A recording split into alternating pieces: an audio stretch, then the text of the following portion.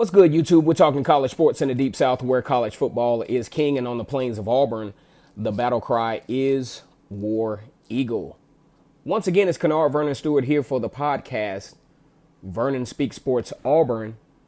On this channel, guys, it's always great to be an Auburn Tiger. Go ahead and like this video, comment, and subscribe to Vernon Speaks Sports Auburn, as we're going to talk a little bit about the 2020 football schedules for the SEC. Now, a couple of days ago, these things have been in the works of very, very massive changes that are taking place in the SEC for the 2020 schedules. A lot of folks thought that, okay, well, this was something that was started because Auburn was boo-hooing about having to play Georgia and Alabama, their biggest rivals. And, of course, we know Georgia and Alabama have recruited very well to where this will be a very, very high consequence game for Auburn down the stretch. However, this is bigger than the Auburn and Georgia schedule change situation. A lot of teams in the SEC are being affected by this particular change, which leads me to believe that this is something that the SEC wanted to do, and we're going to talk about that in this particular video. To start out from a traditionalist standpoint, yeah, it does suck. We're used to playing Georgia the first week of November, where, you know, the weather's either going to be rainy. It's just something we've become accustomed to.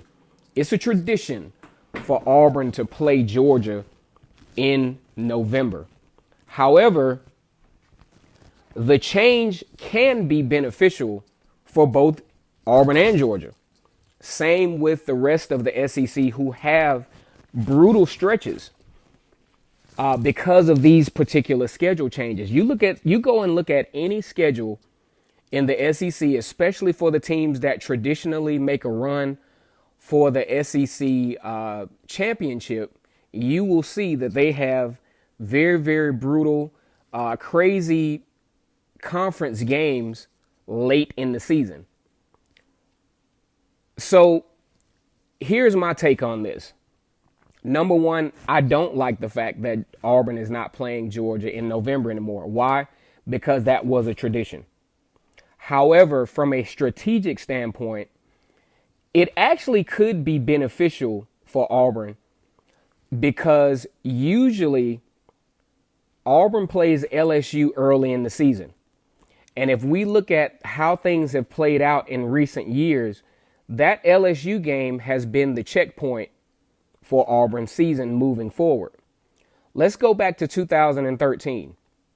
Auburn was, kind of on a roll. All of a sudden goes down to Baton Rouge, plays a pretty good second half, loses that game 35-21. It's checkpoint time. And it's a SEC West Division game. So really, you can't lose no more. Okay? Now, we remember once Auburn lost to LSU in 2013, Auburn went on this crazy streak to where they wound up going to the SEC championship and then competing for the national championship. 2014, Auburn actually beats LSU at home, but surrendered some games down the stretch. That was a huge game for Auburn, beating LSU, but they didn't capitalize on the rest of the SEC schedule, wound up going 8-5. In 2016, Auburn actually beats LSU and gives themselves a chance to be the first two-loss team in college football playoff history, but they lost to Georgia, and then, of course, the rest is history. I say all of that to say this. I think the schedule setup actually works in Auburn's favor, because let's just say they do lose to Georgia. They still have a chance down the stretch to win. The schedule is set up to where the SEC West will not be decided either way, no matter who gets it. It forces a situation to where it's almost like a college football playoff in the SEC. The way these games are set up, it really, really adds to the suspense of being a college football fan. It also adds to the engagement of the players, because let's just say you lose to LSU last year, say in 2018. If you look at the season after Auburn lost to LSU, they did not play with the same level of intensity after losing to LSU. As a matter of fact, the season kind of fell apart. They laid it all on the line against LSU. Lost that game. Then we saw a cyclical decline intensity-wise in the level of play. One thing this 2020 scheduling is going to do for the SEC, which will be very beneficial, is going to keep the players engaged because you still have so much to play for. Because in recent years, what has happened is whoever was going to make it to the SEC championship game is usually predictable and somewhat decided in October, late October. However, the way this thing is set up, you're not going to know who's going to make it to the SEC championship game until late. And that's going to make for a much more entertaining season for everybody involved. It's not a bad thing. And a lot of people thought that this only affected Auburn. Hell no, it didn't just affect Auburn. This affected every team in the SEC. Because if you look at the schedules in November, every team that I looked up that will probably be in contention for the SEC championship game in 2020, they have a brutal stretch between mid to late October on until the end of the season. And that traditional cupcake game for most teams are not there. Auburn actually has UMass, but when you look at it, they play Georgia, then UMass, and then they have to play LSU and Alabama, which isn't particularly favorable. However, those games are going to decide late in the season who goes to the SEC West instead of us already knowing. Because it's boring, guys. It's boring to already know pretty much, everything's a technicality or has been a technicality in November.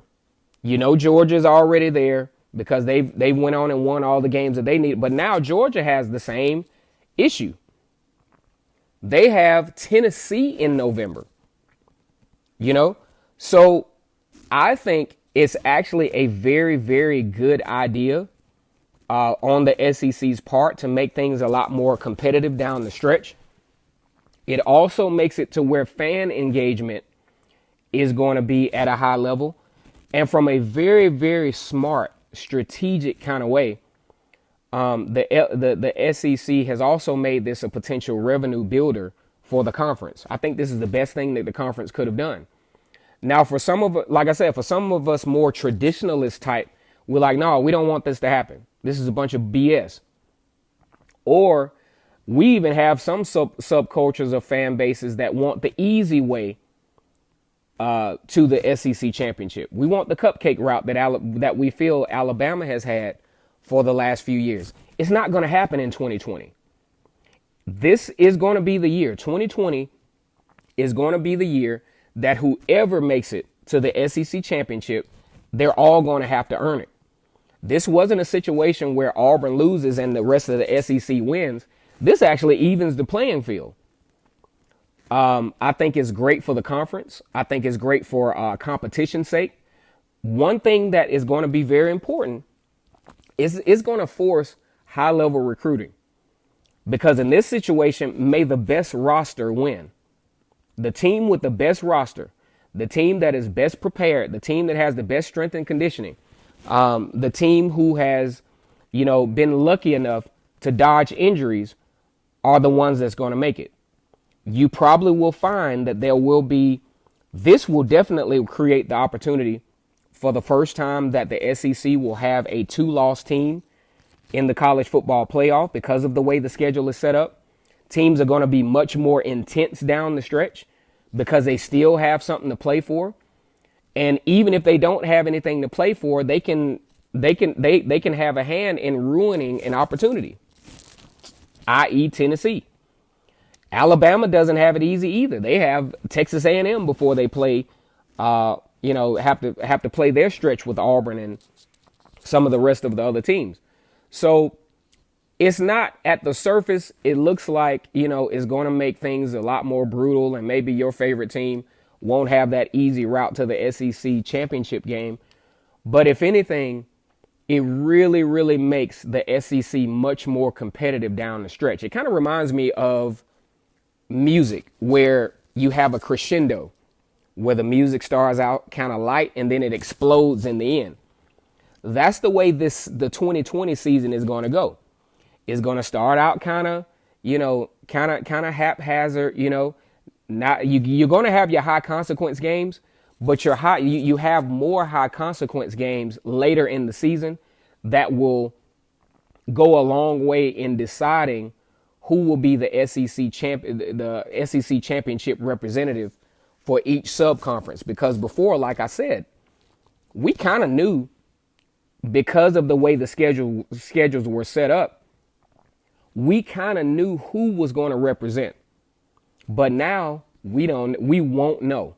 Absolutely will not know until, especially for the SEC West, with Auburn playing against LSU, Auburn playing against Alabama consecutive weeks. Those two games are going to be the most consequential games for the whole SEC West, because you have two games with three teams that will probably be competing for the SEC championship appearance. At least two of them will be. Whether it's LSU or Auburn or Alabama, who knows? But those two games set up a very, very interesting college football playoff-like feel late in the season. Because, let's face it, guys. November for the past few years in the SEC have really been boring. No suspense. You already know what's going to happen. Georgia fans are already purchasing their tickets to the SEC championship game, which gave them the advantage over the past few years, especially last year. Alabama, pretty much everything was well in hand going into November. Well, they had a great season. But at the same time, now it forces a situation to where these divisional championships are not decided until November. No, it's not convenient. And no, the fan bases are a little on edge, because especially with Auburn fans being constantly on edge, are like, oh my God, we're destined for a 6-6 season now. Yeah, there's a great chance that you could lose consecutive weeks. But even still, at least with the way the schedule is set up, you have an opportunity down the stretch to compete for the SEC West. Maybe not in the most desirable way, but it's much more predictable that the SEC West will be decided in November. Guaranteed, no matter what you say, it's going to be decided in both divisional championships are going to be decided in November, no matter what. Just by default. And that is a good reason for the fan bases to be overly excited about the 2020 season, because it's going to be much more competitive. Teams are going to be playing at a much more higher level because of the way the schedules are set up. You got to play all the way to the end. It's not a situation where you have a situation where you drop off because you lose that real high consequence divisional game mid-season. Kind of like what Auburn had in 2018 with LSU. Nah, baby, your two biggest SEC West games are going to be in November. So guess what? That means you got to play all the way through. And a lot of folks don't really see it this way.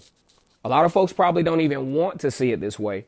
But it's going to make the SEC much more competitive, and it's going to justify the argument of the SEC being the most competitive, the most powerful conference in America. And is also going to make the SEC divisional champion actually have to earn it down the stretch, instead of it being in hand in late October. So if anything, this is probably the best thing that could have happened to the SEC. It adds that competition piece. It adds the whole element of, getting rid of the cup. Go on and play your cupcakes at the beginning of the season. But late in the season, you're going to have to earn your spot. And also, it's also a good thing, too, now, to where yes, you want to win the SEC West. You want to win the, SEC championship, go to the college football playoff. But on another standpoint, to further your recruiting, you also want an opportunity, if you can't make those games, you also want to have a spot in a New Year's Six Bowl. Because what does that do? That creates a high-level perception of your team. Just think about Florida this past year. Florida goes to a New Year's Six Bowl, Peach Bowl in Atlanta, and they beat Michigan. Now, mind you, Michigan had 3 players that didn't participate in that game. Nobody's talking about that. All we see is Florida beat Michigan 41-15. Now, recruiting skyrockets for Florida, even though they lost some players along the way. But those are important games as well. I think it will add value to the New Year's Six Bowl as well, because teams will still be competing for good bowl spots late in November. Because at the end of the day, you may not win it this year, but you want to create a situation from a perception standpoint that you can recruit well, so that in 2021 you can compete. Because the bottom line is this: if you don't recruit well, if you don't manage your roster well, and if you don't take advantage of opportunities early in the season, you're going to be a loser in late November, because that's where the winners are going to be created in the SEC moving forward. Like I said before, you can cry about it, you can whine about it, but that's where we're headed. You are going to have to play at a high level in November. I know the injuries start to pile up by that time, but it's going to make the SEC so much more entertaining, so much more engaging moving forward. No, it's not the easy route. Hell no, it's not easy. Having to play LSU and Alabama consecutive weeks is absolutely ridiculous. However, it adds to the suspense of the season, and it keeps the fans engaged. It keeps the players engaged. It keeps the coaches engaged. And also, let's think about it like this, guys. Here's the thing. In November, that's where a lot of recruits decide where they want to go. I want y'all to follow me on this. How big is it? Recruiting visits in a late November game when you're trying to make your decision, and you got Alabama and Auburn, and then you got Auburn and LSU, and you got Texas A&M and Alabama. That is going to really make the recruiting a lot more competitive down the stretch as well, because the high consequence games where some of these recruits that are on the fence, some of them are not going to be able to make their decisions until late November because of the way these games are set up. Okay, so it's really a win-win for the SEC, and it's a win-win for the teams that prepare themselves to take advantage of such a much more competitive schedule. So I don't necessarily like it, because I'm somewhat of a SEC traditionalist. However, I think when we look at the big picture, we will see that this is the best thing as far as evening out the competition, especially going into November for the SEC. It's a great thing. If you're a competition savvy type person, I mean, you're absolutely salivating over the fact that the SEC has done this. So one thing we got to get out of our heads is the fact that Auburn whined about getting Georgia to change. I think this was something that was going to probably change anyway, because the SEC is not going to make a move just because Auburn is, jumping up and down, please, begging to change the schedule. If you see how all of these team schedules have changed, this is something that was strategically done. Once again, it's Kennard Vernon Stewart here on the podcast for Auburn Football, Vernon Speaks Sports. Go ahead and subscribe to the channel and give your comment. This is a very hot topic. I want you all to give your comments. I might not be right about this. I think I am, though. But leave your comments. Go ahead and subscribe to the channel. Whether you're an Auburn fan or an SEC fan or just like college football, everybody's welcome here. Get active in the comment section. Like I said before, this is going to be a big thing. You all don't see it now, but 2020 will be the most competitive season, the most entertaining season that the SEC has seen in some years. So, like I said before, go ahead and subscribe to the channel. Like this video. Once again, it's Kennard Vernon Stewart on the podcast for Vernon Speaks Sports, Auburn Football Sports Talk, where it's always great to be an Auburn Tiger, War Eagle.